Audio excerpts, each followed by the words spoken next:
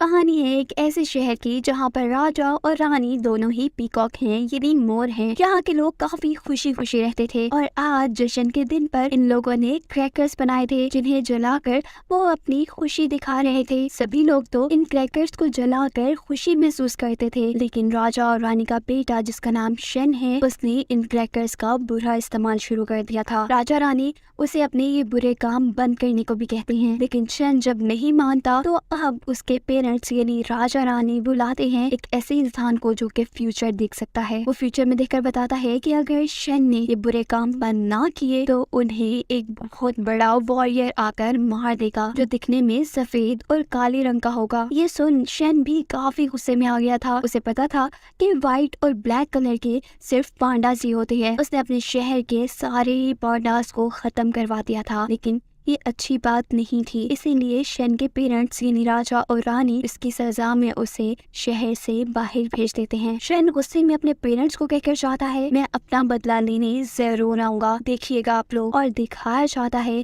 कि शन शहर से जाने के बाद अब बहुत बड़े बड़े वेपन्स बनाने लग गया था, यानी बहुत बड़े बड़े हथियार बनाने लग गया था China will be mine. जिनसे वो जंग कर सकता था। अब फाइनली दिखाया जाता है हमारी मूवी के मेन कैरेक्टर को यानी पांडा को, जो कि एक कुंफू वॉरियर है, यानी वो कुंफू की मदद से सबको हरा सकता है। वो अपने मास्टर के पास है, उसके मास्टर उसे अपने अंदर की शांति ढूंढने को कह रहे हैं जिससे कि वो और भी अच्छा कुंफू वॉरियर बन सकता है। यही अब पांडा के बाकी साथी आकर उसे बताते हैं उनके गांव में बहुत से वुल्फ मेटल चुराने के लिए आए हैं। अपने गांव और अपने गांव के खजाने को बचाने के लिए वो अपने साथियों के साथ मिलकर उन सारे वुल्फ से लड़ रहा था। सबको मारकर गिराते हुए वो अब आखिरी वुल्फ को मारने ही वाला था कि तभी उसे वुल्फ के हाथ पर एक ऐसा साइन नजर आता है जिसकी वजह से उसे अपनी पुरानी यादें वापस याद आने लगी थी। इस साइन की वजह से पांडा को अपनी मॉम याद आ रही थी। ख्यालों की दुनिया में जाने की वजह से उसका लड़ाई से ध्यान हट गया था और ऐसे वो लोग हार गए थे। खैर अब पांडा को अपनी पुरानी जिंदगी का सच पता चलाना था, इसीलिए वो अपने डैड के पास जाता है और उनसे पूछता है कि क्या आप बता सकते हैं मैं आया कहाँ से हूँ। जिसके जवाब में उसे पता चलता है कि उसके ये जो डैड है ये असल डैड नहीं है। पांडा तो सिर्फ उन्हें बचपन में एक बास्केट में मिला था। ये सुनकर वो काफी उदास हो जाता है और अब सोचता है कि मुझे अपनी पुरानी कहानी पता चलानी है कि असल में मैं आया कहाँ से हूँ। I think I saw my mom and me as a baby. Scene दिखाया जाता है उसी शहर का जहाँ से मूवी स्टार्ट हुई थी और यहाँ इस शहर में दोबारा वही शन आ चुका था, यानी राजा और रानी का बेटा। और आते ही उसने शहर में तबाही फैला दी थी अपने बहुत बड़े से वेपन के जरिए। ये बात जब पांडा के मास्टर को पता चलती है तो वो पांडा के साथ साथ अपने सारे स्टूडेंट्स को उसी शहर में जाकर उस शहर के लोगों को बुरे शन से बचाने का कहते हैं। Slayer of the 10,000 serpents in the valley of woe. सभी लोग निकल पड़ते हैं उस शहर को जाने के लिए और रास्ते में दोबारा पांडा काफी परेशान नजर आता है उसके बाकी साथियों को। उसके साथी उससे परेशानी की वजह पूछते हैं तो वो बताता है कि मैं आज तक जिनके पास रहा हूँ वो मेरे असली डैड नहीं है। खैर अभी ये बात इतनी अहम नहीं थी, अहम बात तो ये थी कि वो एक शहर में एक बहुत खतरनाक दुश्मन से लड़ने जा रहे थे। उन्हें उस दुश्मन को हराना कैसे था वो लोग इस बारे में बात करने लगते हैं और डिसाइड करते हैं कि सबसे पहले वो उस दुश्मन का वेपन तोड़ेंगे। दिखाया जाता है अब उसी दुश्मन शन को जो कि दोबारा अपने फ्यूचर के बारे में किसी से पूछ रहा था और उसे बताया जाता है कि एक व्हाइट और ब्लैक कलर का जानवर जो कि एक वॉरियर है वो तुम्हें आकर खत्म कर देगा। ये सुनते ही शन और भी ज्यादा गुस्से में आ जाता है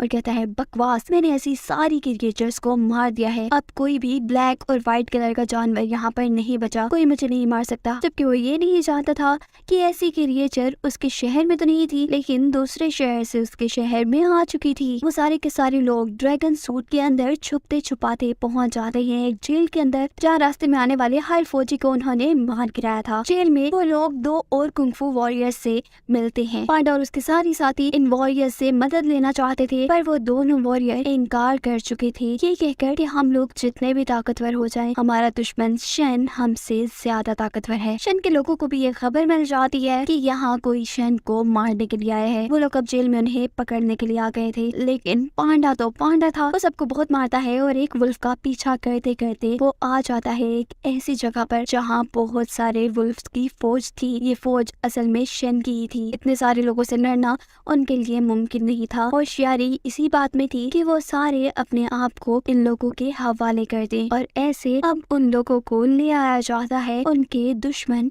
शेन के सामने। उन्हें देखते ही शेन उन लोगों को मारने का हुक्म दे देता है। Oh, look at him. लेकिन इससे पहले शेन की फौज के लोग उन लोगों को कुछ भी कर पाते, पांडा के सभी साथियों ने अपने हाथ खोल लिए थे और यहाँ शुरू हो जाती है उन सभी के दरमियान में एक लड़ाई। उन सारे लोगों ने मिलकर सारे के सारे फौजियों को मार दिया था और पांडा की लड़ाई हो रही थी यहाँ पर उस बुरे शेन से। लेकिन अजीब बात थी, शेन से लड़कर उसे मारने के बजाय पांडा ने तो उसे छोड़ दिया था। असल में यहाँ पर भी उसे अपनी पुरानी यादें याद आ रही थी, जिसका फायदा उठाते हुए उसका दुश्मन वहाँ से भाग चुका था और अब पांडा के सारे साथी उसे बुरा भला कह रहे थे कि तुमने उसे क्यों नहीं मारा, तुम्हारे सामने तुम्हारा दुश्मन था, तुम उसे बड़ी आसानी से मार सकते थे। लेकिन पांडा के पास कोई जवाब नहीं था। शेन एक ऐसी जगह पर पहुंच गया था जहां उसने बहुत से वेपन्स यानी हथियार बनाए हुए थे। वो उन हथियार से उन सारे पांडा के साथियों को मारने की कोशिश में लग जाता है, पर बहुत मुश्किल से पांडा और उसके साथी जान बचाकर दोबारा पहुंच जाते हैं उसी जेल में जहां उसे शेन के शहर के कुंग-फू वॉरियर्स मिले थे।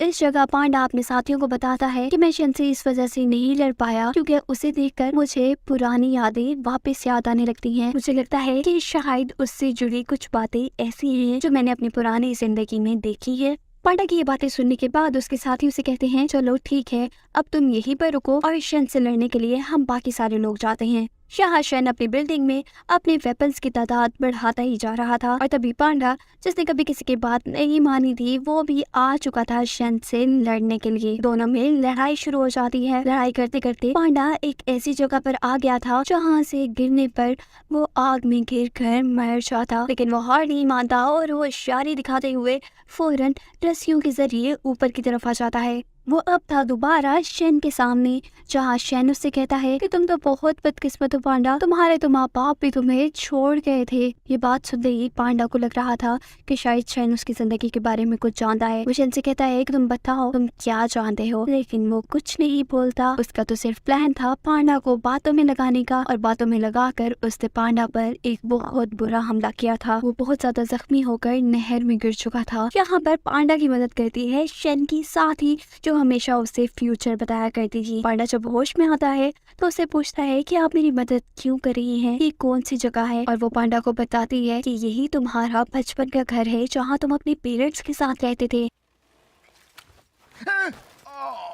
वो बता रही थी कि तुम्हारे माँ बाप के साथ साथ सारे के सारे पांडा के रीचर्स को इस शेन ने मार दिया था और तुम्हें बचाने के लिए तुम्हारी मॉम ने तुम्हें एक वुड के बॉक्स में डालकर छोड़ दिया। ये सब सुनते ही अब पांडा के अंदर की जो शक्तियां थी वो बाहर निकल रही थी। उसे बहुत ज्यादा गुस्सा आ गया था ये सब सुनकर और शायद वो अब शेन को कभी माफ नहीं करने वाला था। वो एक नया पांडा बन चुका था जिसे अब अपने अंदर की शांति मिल चुकी थी। जैसा हमें पहले पता है कि पांडा के मास्टर ने कहा था कि अपने अंदर की शांति को ढूंढो, वही तुम्हें सबसे अच्छा वॉरियर बनाएगी। ऐसा अब हो चुका था। वो एक ही बार में उड़ते हुए जाता है और अपने सारे साथियों को शेन से बचाकर शेन की टीम से लड़ना शुरू कर देता है। यहाँ पांडा के मास्टर को भी ये बात पता चल चुकी थी कि पांडा और उसकी टीम मुश्किल में है। वो अपने साथ और भी मास्टर्स को यहाँ ले आए थे पांडा की मदद करने के लिए। सभी लोग यहाँ मिलकर शेन की आर्मी से लड़ रहे थे। जहाँ अपने आप को हारता हुआ देखकर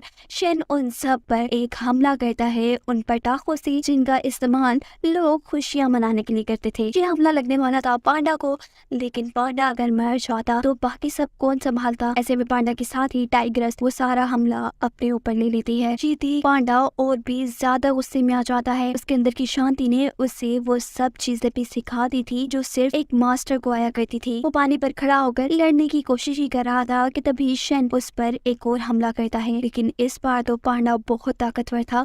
वो इस हमले को अपने हाथ से इधर उधर करते हुए ही दोबारा शेन की बोट पर मार देता है, जिससे कि शेन की पूरी बोट जल जाती है और आखिर शेन खुद आता है पांडा से लड़ने के लिए।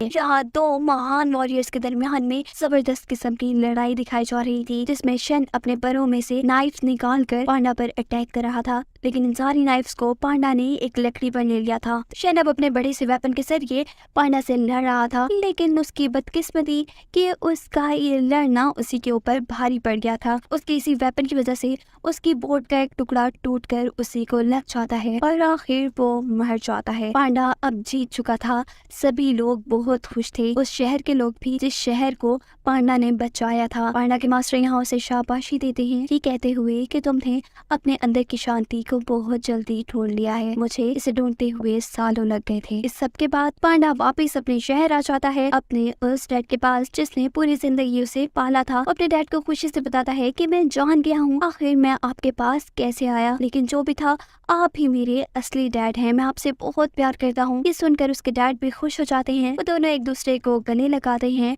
और यही दूसरी तरफ दिखाया जाता है एक ऐसी जगह को जहाँ बहुत से पांडा शन से छुपकर अपनी आराम से जिंदगी गुजार रहे थे। उनमें से एक पांडा हमारे हीरो पांडा के डैड थे, जो ये जानकर काफी खुश थे कि उनका बेटा अभी तक जिंदा है। और यही दिखाते हुए ये मूवी है वो खत्म हो जाती है।